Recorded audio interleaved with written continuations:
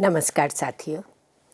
हिंदी साहित्य के कालजयी रचनाकार इस श्रृंखला के अंतर्गत हम विभिन्न कालजयी कवियों पर, उनकी रचनाओं के मूल संवेदना पर चर्चा कर रहे हैं। इसी श्रृंखला के अंतर्गत मध्यकालीन कृष्ण भक्ति काव्य के शीर्षस्थ कवि सूरदास जी द्वारा रचित सूरसागर पर हमने पीछे चर्चा की। सूरसागर में जिस तरह से सूरदास जी ने वात्सल्य का वर्णन बड़े सहज, सरल, स्वाभाविक, सरस ढंग से किया, उस पर हमने विस्तार से चर्चा की थी। उसी क्रम में आज हम बात करेंगे सूरसागर में ही संकलित भ्रमर गीत पर। भ्रमर गीत मूलतः सूरसागर का ही एक अंश है और इस भ्रमर गीत का वहाँ से लेकर के आचार्य रामचंद्र शुक्ल जी ने भ्रमर गीत सार नाम से पृथक संकलन किया है, स्वतंत्र संकलन किया है, जो मित्रों आपके पाठ्यक्रम में भी प्रस्तावित है। और भ्रमर गीत मूलतः क्या है, इसकी संरचना कहाँ से आई, इसकी मूल प्रेरणा क्या है, आधार ग्रंथ क्या है और उस आधार ग्रंथ से सूरदास जी ने लेकर क्या मौलिक उद्भावना की, उसको लेकर के आज हम चर्चा करेंगे। सूरसागर में भ्रमर गीत हमें 3 रूपों में मिलता है। सूरसागर के 4078वें पद से लेकर 4710 पद तक भ्रमर गीत की कल्पना हमें दिखाई देती है। सूरसागर के 10वें स्कंद के भीतर आती है। भागवत पुराण पर आधारित है। श्रीमद् भागवत पुराण में भी भ्रमर गीत का प्रसंग आता है। वहाँ एक छोटा सा प्रसंग है जिसमें बताते हैं कि जब कृष्ण मथुरा चले जाते हैं, कंस का वध कर लेते हैं और उसके पश्चात वहीं रह जाते हैं और वहाँ से विरह विदग्धा गोपियों के लिए संदेश लेकर के उद्धव को भेजते हैं। उद्धव आते हैं, उन्हें निर्गुण ब्रह्म का ज्ञान देते हैं। गोपियाँ नतमस्तक होकर उन्हें ग्रहण करती हैं और उद्धव उनकी प्रेम की तन्मयता को देखकर उनके प्रति, प्रेम के प्रति उनके मन में भी भाव जागृत होता है और इस तरह से उद्धव अपना संदेश दे करके वापिस मथुरा चले जाते हैं। उस एक छोटे से प्रसंग को लेकर के सूरदास जी अपनी मौलिक कल्पना का आश्रय लेते हुए अपनी सृजनशीलता से उसे एक नवीन आयाम, एक नवीन फलक प्रदान करते हुए एक नवीन उद्भावना करते हैं। कथा और भाव का उसमें एक हमें क्रमबद्ध संयोजन दिखाई देता है। यद्यपि सूरसागर पूरी तरह से एक मुक्तक काव्य है, उसमें प्रत्येक छंद, प्रत्येक पद अपने आप में स्वतंत्र है, परंतु फिर भी उसमें एक कथा की अन्विति बनी रहती है। इसीलिए सूरसागर को प्रबंधात्मक मुक्तक काव्य कहा जाता है। उसमें प्रबंधात्मकता का गुण भी विद्यमान है। तो यही कथा, और केवल कथा कहना, केवल एक कहानी कहना सूरदास जी का उद्देश्य नहीं था।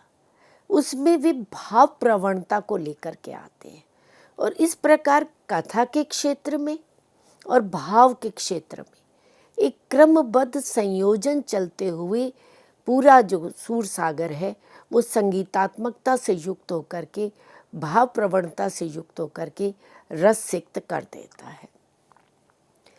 सूरदास जी ने 3 भ्रमर गीतों की रचना की। उनका जो पहला भ्रमर गीत था उसे हम पूर्ण रूप से भागवत के भ्रमर गीत का ही अनुवाद मात्र कह सकते हैं।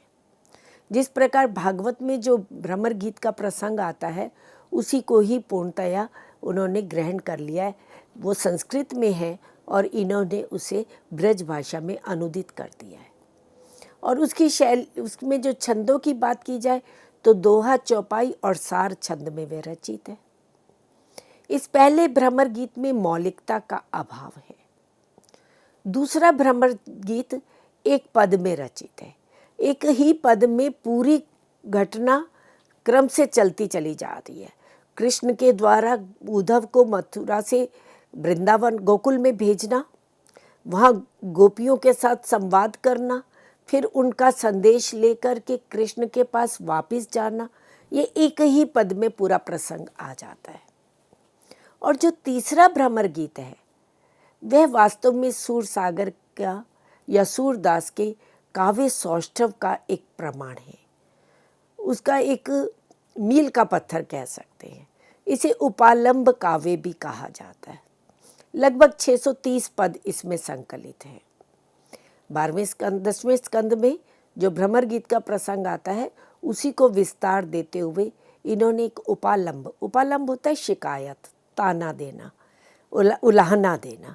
तो गोपियाँ किस तरह से उद्धव के माध्यम से, भ्रमर के माध्यम से कृष्ण के लिए उलाहना भेजती हैं, शिकायत भेजती हैं, उसका बड़ा ही भावपूर्ण चित्रण हमें इस तीसरे भ्रमर गीत में मिलता है। कृष्ण काव्य में हम अगर भ्रमर गीत की परंपरा को देखें तो स्फुट छंदों के रूप में अष्टछाप कवियों द्वारा भ्रमर गीत की रचना की गई। यद्यपि भ्रमर को केंद्र में रखते हुए सर्वप्रथम हमें कालिदास के अभिज्ञान शाकुंतलम में एक प्रसंग मिलता है जो इससे बिल्कुल भिन्न है। वहाँ दुष्यंत जब शकुंतला से उसकी प्रथम भेंट होती है तो भ्रमर आता है और वो एक प्रसंग आता है जहाँ हमें पहली बार भ्रमर का एक प्रसंग देखने को मिलता है। उसके बाद जयदेव ने, विद्यापति ने भी स्फुट छंदों के रूप में भ्रमर का वर्णन किया, परंतु एक कथा के संयोजन के रूप में एक प्रसंग को लेकर के और भ्रमर के व्याज से भ्रमर को व्यंग्य करते हुए एक कथात्मक काव्य की रचना करना, ये प्रारंभ हुआ सूरदास जी से।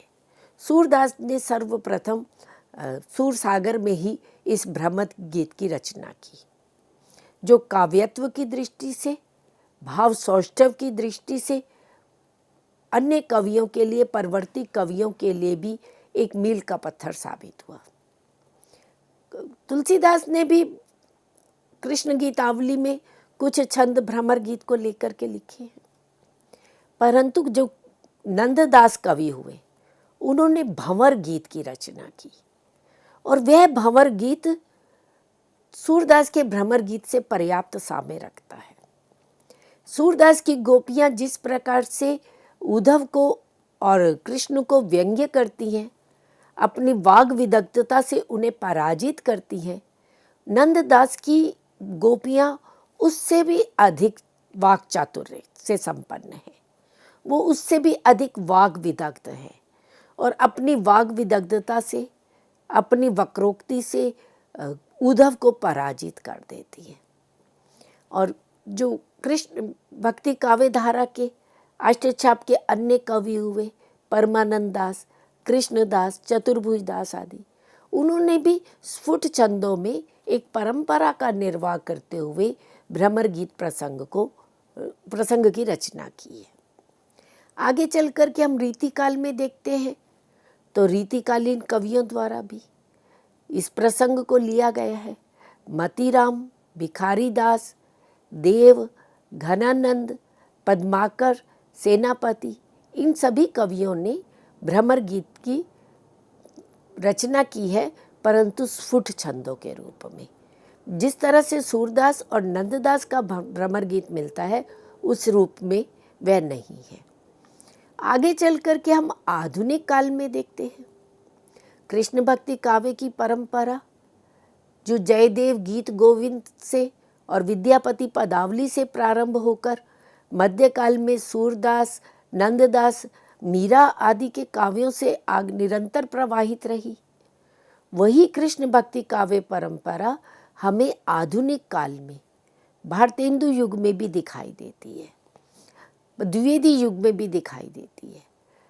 आधुनिक काल में यद्यपि गद्य का प्रारंभ हो गया था और उस समय कहानी, उपन्यास, नाटक आदि की रचना हो रही थी खड़ी बोली में, परंतु ब्रज भाषा में ब्रज के लालित्य को, उसके सौंदर्य को, उसकी कोमलता को देखते हुए जो पद्य है वे ब्रज भाषा में ही रचा जा रहा था। भारतेंदु हरीशचंद्र ने और बद्री नारायण चौधरी प्रेमघन ने भी भ्रमर के प्रसंग को लेकर स्फुट छंदों की रचना की। और आधुनिक काल में एक महत्वपूर्ण रचना मानी जाती है कवि रत्न सत्यनारायण द्वारा रचित भ्रमरदूत। ये भ्रमरदूत मध्यकालीन भ्रमर गीत परंपरा से भिन्न है, जो संस्कृत में पवन को दूत बना करके, मेघ को दूत बना करके संदेश प्रेषित किया जाता था। उसी परंपरा का निर्वाह करते हुए कवि रत्न सत्यनारायण ने भी भ्रमर को दूत बना करके इस काव्य की रचना की है आधुनिक संदर्भों में। इसी तरह से अयोध्या सिंह उपाध्याय हरिऔध हुए, जिन्होंने प्रिय प्रवास महाकाव्य की रचना की। राधा कृष्ण के प्रेम संबंध पर आधारित है, पर उसे भी आधुनिक संदर्भों में प्रस्तुत किया गया है। हरिऔध जी ने भी इस भ्रमर गीत प्रसंग को लिया है। इसी तरह से मैथिली शरण गुप्त ने द्वापर रचना में, जगन्नाथ दास रत्नाकर ने उद्धव शतक में इस भ्रमर गीत प्रसंग को लिया है। तो इस तरह से मित्रों हम देखते हैं कि हिंदी साहित्य में भ्रमर गीत की परंपरा मध्यकाल में कृष्ण भक्त कवियों द्वारा जो प्रारंभ की गई, वे आधुनिक काल में रत्नाकर तक निरंतर चलती रही। और सभी कवियों ने अपनी कल्पनाशीलता के आधार पर, अपनी सृजनशीलता के आधार पर उसमें पर्याप्त परिवर्तन करते रहे, युगीन संदर्भों में उसे नवीन रूप प्रदान करते रहे। तो अब हम मित्रों बात करते हैं भ्रमर गीत की मूल संवेदना क्या है। जिस भ्रमर गीत की रचना सूरदास जी ने की है, उसकी पीछे क्या मूल संवेदना है। वास्तव में तुलसीदास और सूरदास दोनों समकालीन कवि रहे। दोनों ने ही सगुण भक्ति काव्य की रचना की। दोनों ने ही विष्णु के अवतार को अपने आराध्य रूप में स्वीकार करते हुए काव्य की रचना की। तुलसीदास जहाँ एक और लोक रक्षक के रूप में रघुवंशी राम का चरित्र लेकर के उनके मर्यादा पुरुषोत्तम रूप का चित्रण मानस में करते हैं। उनके शील, शक्ति और सौंदर्य को प्रकाशित करना, उद्घाटित करना उनका मुख्य उद्देश्य रहा। वे उनके लोक रक्षक रूप तक अधिक सीमित रहे। और इसके विपरीत सूरदास वे कृष्ण के लोक रंजक रूप की ओर अधिक आकर्षित हुए। कृष्ण का लोक रंजक रूप भी रहा है और लोक रक्षक रूप भी रहा है। जब वे राक्षसों का वध करते हैं, जरासंध का वध करते हैं, कंस का वध करते हैं, कुरुक्षेत्र में उनकी भूमिका हम देखते हैं महाभारत के युद्ध में, तो वह उनका लोक रक्षक वाला रूप है। पर सूरदास उस लोक रक्षक रूप में अधिक रुचि नहीं दिखाते हैं और वह उनके लोक रंजक रूप में, जहाँ वो माधुर्य से युक्त हैं, जहाँ वो शिशु लीलाएं करते हैं, जहाँ वे सखाओं के साथ बाल लीलाएं करते हैं, उनके साथ माखन चोरी करते हैं, उनके साथ गेंद खेलने जाते हैं, गौवें चराने जाते हैं, जहाँ वे गोप गोपियों के साथ रास लीला करते हैं, राधा के साथ प्रेम संबंध स्थापित करते हैं। तो इन लीलाओं में सूरदास जी का अधिक मन रमा है। तो इसीलिए उन्होंने भ्रमर गीत में जीवन के मधुर पक्ष की अभिव्यंजना की है। जीवन का जो माधुर्यपूर्ण रमणीय पक्ष है, कोमल पक्ष है, उसको अभिव्यंजित किया है। योग, वैराग्य एवं ज्ञान पर प्रेम और संवेदना की विजय, यह इस रचना की मूल संवेदना रही है। मित्रों, हम अगर तत्कालीन परिवेश को देखें, तत्कालीन युगीन स्थितियों को देखें, तो उस समय एक और निर्गुण पंथ था जो ज्ञान को और योग को, वैराग्य को महत्व देता था, और दूसरी ओर सगुण पंथ था जो ईश्वर के सगुण साकार रूप पर, विष्णु के अवतार रूप को महत्व देकर उनकी लीलाओं का चित्रण करता था। जो निर्गुण पक्ष वाले थे, जो निर्गुण को मानने वाले थे, वह ईश्वर के निर्गुण निराकार अजन्मा अयोनि रूप को स्वीकार करते थे, मूर्ति पूजा का विरोध करते थे, अवतारवाद का विरोध करते थे, जिसमें हमारी पूरी संत काव्य धारा आती है। कबीर, नानक, दादू दयाल, रविदास आदि संतों की परंपरा है। और इससे पूर्व नाथ योगी, सिद्ध योगी हुए, जिन्होंने योग साधना को और वैराग्य को अधिक महत्व दिया। तो एक और तो परंपरा से नाथ सिद्धों से चली आती हुई योग, वैराग्य और ज्ञान पर आधारित निर्गुण परंपरा थी, और दूसरी ओर इसी के समानांतर, इसी के विरोध में विष्णु के अवतार को स्वीकार करते हुए पौराणिक परंपरा चली आ रही थी, वैष्णव परंपरा, जिसको वल्लभाचार्य ने, रामानुजाचार्य ने, मध्वाचार्य ने आगे बढ़ाया, और वल्लभाचार्य जी के ही पुत्र विट्ठलनाथ ने उन्हें और आगे बढ़ाते हुए अष्टछाप की स्थापना की। और ये राम भक्ति को, जिसके केंद्र में प्रमुख रामानुजाचार्य थे, रामानंद थे, और दूसरी ओर वल्लभाचार्य थे, जिनका पुष्टि मार्ग था, तो उनकी परंपरा में पूरे कृष्ण भक्त कवि, अष्टछाप कवि आते हैं। ये सगुण भक्ति की धारा को आगे बढ़ा रहे थे, और परस्पर इनमें टकराव की स्थिति भी बनी हुई थी। निर्गुण वाले निर्गुण को श्रेष्ठ मानते थे, और सगुण परंपरा को स्वीकार करने वाले सगुण को श्रेष्ठ मानते थे। जब कबीर कहते हैं, दशरथ सुत तिहु लोक बखाना, राम नाम का मरम है आना, कि जिस दशरथ पुत्र राम की चर्चा सगुण उपासक कर रहे हैं और जिस राम की बात वह स्वयं करते हैं, दोनों में अंतर है। जो वास्तविक राम, जो निर्गुण ब्रह्म है, उसका रहस्य तो किसी ने नहीं जाना। और दूसरी ओर सगुण उपासक राम और कृष्ण के लोक रक्षक और लोक रंजक रूप को लेकर के और उनकी साधन, उनकी लीलाओं का चित्रण करते हैं।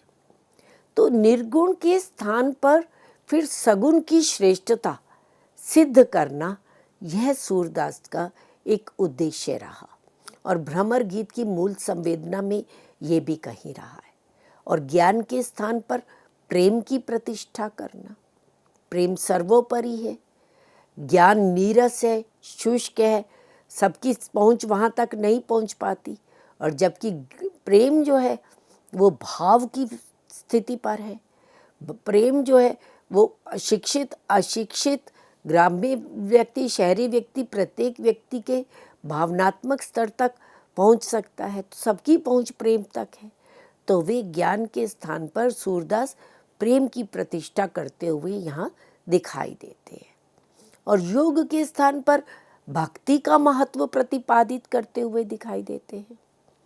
नाथ योगी, निर्गुण उपासक जहाँ योग को महत्व दे रहे थे, मना साधना की बात कर रहे थे, अपने भीतर प्रवेश करके कुंडलिनी जागरण करते हुए सहस्रार चक्र तक पहुँचने की साधना की बात कर रहे थे, इंद्रिय संयम की बात करते हैं, वही योग के स्थान पर तो सूरदास जो है वो कृष्ण की भक्ति को महत्व देते हैं। वे योग की किसी भी क्रीड़ा को, किसी भी साधना को उच्च नहीं मानते हैं। वे प्रभु के नाम को, प्रभु का नाम स्मरण करना, भजन करना, कीर्तन करना, उनकी आकार को, उनकी जो मूर्त स्वरूप था उसकी भक्ति करने को महत्व देते हैं। और इसके साथ ही भ्रमर गीत में हम एक और बात जो देखते हैं वे है अभिजात्य चेतना के स्थान पर जन चेतना को महत्व देना, शिष्ट संस्कृति के स्थान पर लोक संस्कृति को महत्व देना, शहरी संस्कृति के स्थान पर लोक संस्कृति को, ग्राम्य संस्कृति को महत्व देना। पौराणिक ग्रंथ जितने भी थे वो सारे संस्कृत में थे, भागवत पुराण संस्कृत में है। उसके पश्चात दर्शन शास्त्र के भी सभी ग्रंथ संस्कृत में थे। जहाँ संस्कृत में होने के कारण एक विशेष वर्ग की ही वहाँ पहुँच थी, सामान्य आम जनता तक उसकी पहुँच नहीं थी। और बोलचाल की भाषा ब्रज प्रदेश में ब्रज भाषा थी जो बोली के स्तर पर थी। तो इस बोली के स्तर पर विद्यमान ब्रज को साहित्यिक दर्जा प्रदान करते हुए उसमें वे सूर सागर की रचना करते हैं ताकि जन चेतना जागृत हो। और भ्रमर गीत में निरंतर एक और मथुरा की संस्कृति दिखाते हैं जो राजनीति प्रेरित है, और दूसरी ओर गोकुल की संस्कृति, वृंदावन की संस्कृति दिखाते हैं जो लोक से जुड़ी हुई है, लोक संस्कृति है। तो शहरी संस्कृति के स्थान पर लोक संस्कृति को महत्व देना, ये भी भ्रमर गीत की मूल संवेदना है। तो इन विभिन्न पक्षों को केंद्र में रखते हुए अब हम भ्रमर गीत की व्याख्या करेंगे, भ्रमर गीत को समझेंगे और सूरदास ने क्या मौलिक उद्भावना की है। अपनी कल्पनाशीलता से, अपनी सृजनशीलता से, अपनी प्रतिभा के कारण उन्होंने जो परंपरा से आए हुए भ्रमर गीत प्रसंग था उसको एक नवीन रूप प्रदान किया है। उसमें अनेक सामाजिक आयाम प्रस्तुत किए, एक विशाल फलक प्रदान किया है। तो अब हम उसकी बात करेंगे कि उसमें क्या क्या मौलिक उद्भावना रही है। भ्रमर गीत मूलतः उपालंब काव्य के रूप में रहा है जिसमें गोपियाँ कृष्ण के प्रति उपालंब प्रस्तुत करती हैं, उन्हें शिकायत करती हैं, उन्हें ताने देती हैं। प्रसंग कहाँ से प्रारंभ होता है पहले हम इसे देखें। तो कृष्ण मथुरा चले जब जाते हैं, अक्रूर आए और वो कृष्ण और बलराम को अपने साथ ले जाते हैं मथुरा के लिए। और जाने से पूर्व कृष्ण गोपियों को वचन देकर जाते हैं कि वे शीघ्र ही लौट कर आएंगे। पर मथुरा जाकर के कंस का वध करके कृष्ण वहीं बस जाते हैं, वहीं रह जाते हैं और वे लौट कर नहीं आते हैं। इधर गोपियाँ उनके विरह में व्याकुल हैं और वे प्रतिदिन उनका मार्ग जो रही हैं। आते जाते सभी पथिकों के हाथ संदेश भेजती हैं। संदेश निकूप भरे कि मथुरा के जो कुएं हैं वो संदेशों से भर गए हैं। जो कोई भी जाता था उसके हाथ वे संदेश भेजती थी। और मथुरा से कोई आता है तो उससे कृष्ण के बारे में जानना चाहती थी। तो परंतु ना गोपियों को कभी कृष्ण से भेंट हो पाई और ना ही गोपियों का संदेश कृष्ण तक पहुंच पाया। और इधर गोपियों के विरह में व्याकुल कृष्ण भी मथुरा में उतने ही विरह से व्याकुल है। और कृष्ण के एक परम सखा है उद्धव जो ब्रह्म ज्ञानी है, वे निर्गुण के उपासक हैं और उनमें कहीं ज्ञान का अभिमान भी आ जाता है। तो वह कृष्ण उनके ज्ञान के अभिमान को दूर करने के लिए और उनके भीतर प्रेम का भाव जागृत करने के लिए गोपियों के पास, राधा के पास भेजते हैं संदेश लेकर के। वे उन्हें कहते हैं कि गोपियाँ मेरे विरह में व्याकुल हैं, वो रात दिन मुझे स्मरण करती रहती हैं, तो तुम गोकुल जाओ और वहाँ जाकर के गोपियों को ब्रह्म का ज्ञान प्रदान करो और वही ज्ञान प्राप्त करके उनकी विरह वेदना शांत होगी और वे निर्गुण ब्रह्म की उपासना करने लगेंगे। तो ये संदेश लेकर के उद्धव गोकुल में आते हैं और आकर के वे राधा से और गोपियों से मिलते हैं उन्हें संदेश देने के लिए। अब वहीं अचानक एक भंवरा उड़ता हुआ आता है और वो एक गोपी के चरण पर बैठ जाता है, उसके पैर के अंगूठे पर बैठ जाता है। अब देखिए, एक ग्रामीण संस्कृति है जहाँ स्त्रियाँ पर पुरुष से प्रत्यक्ष रूप से सीधे बात नहीं करती हैं। तो वह गोपियाँ उद्धव से सीधे बात नहीं करती हैं, तो वो भ्रमर को बीच में लाती हैं। भ्रमर को संबोधित करते हुए, मधुकर को संबोधित करते हुए अपने मन की बात रखती हैं। संबोधित वो भ्रमर को कर रही हैं और भ्रमर के व्याज से वे उद्धव को कह रही हैं और उद्धव के माध्यम से कृष्ण तक अपना संदेश पहुंचा रही हैं। तो इस तरह से भ्रमर जो है वो एक प्रतीक के रूप में इस काव्य में आया है। और गोपियाँ कृष्ण के प्रति उपालंब देती हैं। कैसा उपालंब देती हैं कि हरि है राजनीति पड़ी आए, एक अति चतुर होते पहले ही अरु करी नेह दिखाए, जानी बुद्धि बड़ी जुवतिन की जोग संदेश पठाए। कि कृष्ण जो है मथुरा जाकर के तो उन्होंने बड़ी राजनीति पढ़ ली है। यहाँ तो बांसुरी बजाया करते थे, हमारे साथ खेला करते थे, और अब वो क्या कर रहे हैं, वहाँ से हमें योग का संदेश भेज रहे हैं। एक अति चतुर होते पहले ही वो बड़े चतुर थे, और अब अपना स्नेह दिखा रहे हैं। किस रूप में स्नेह दिखा रहे हैं? जानी बुद्धि बड़ी युवतीन की, कि हम युवतियों की बुद्धि बड़ी है, हम बहुत बुद्धिमान हैं और हम समझ जाएंगे, इसलिए हमारे लिए योग का संदेश भेज रहे हैं। तो इस तरह से वो कृष्ण के लिए उपालंब करती हैं और भ्रमर के माध्यम से उद्धव और कृष्ण पर व्यंग्य करते हुए कहती हैं, मधुकर जानत है सबको, जैसे तुम और मीत तुम्हारे, गुणनि निपुण हो दोय, पाके चोर हृदय के कपटी, तुम कारे ओबो। कि मधुकर हम अच्छी तरह से सबको जानती है, जैसे तुम हो वैसे ही तुम्हारे मित्र हैं। अब ये उद्धव और कृष्ण दोनों पर सीधा व्यंग्य है कि दोनों ही गुणों में बड़े निपुण हो, पक्के चोर हो, पाके चोर, हृदय के कपटी, हृदय से तुम छल कपट से भरे हुए हो, केवल तन से ही काले नहीं हो, मन से भी काले हो। तो इस तरह से सूरदास जी ने बड़े सरसता से बड़ी शब्द चित्रों को प्रस्तुत करते हुए व्यंग्य प्रस्तुत किया है। उपालंब काव्य के रूप में भ्रमर गीत की रचना की है। इसी प्रसंग को हम अगले व्याख्यान में बढ़ाएंगे। तब तक के लिए आज्ञा दें। धन्यवाद।